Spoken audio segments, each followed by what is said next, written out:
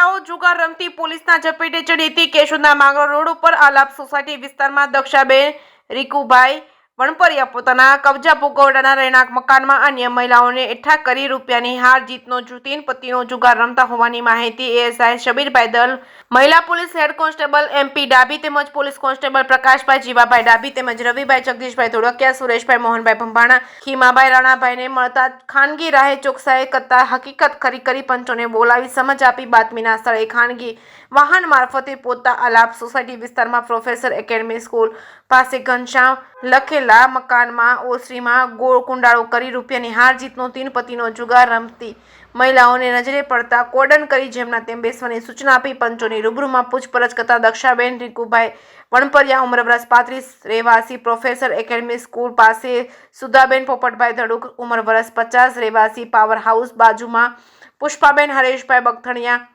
ઉંમર વર્ષ 60 રહેવાસી જલારામ મંદિર પાસે, સોનલબેન ભાવિનભાઈ ઉંમર વર્ષ 37 રહેવાસી ચોવટિયાવાડી, ગૌરીબેન ગિરીશભાઈ ઢોલરિયા ઉંમર વર્ષ 42 રહેવાસી શ્રદ્ધા સોસાયટી, દયાબેન દિનેશભાઈ વાડેન ઉંમર વર્ષ 41 રહેવાસી ડીપી રોડ, વનિતાબેન ભરતભાઈ વણપરિયા ઉંમર વર્ષ 30 રહેવાસી મેંગના સોસાયટી, શાંતિબેન લીલાભાઈ પરમાર ઉંમર વર્ષ 55 રહેવાસી દવે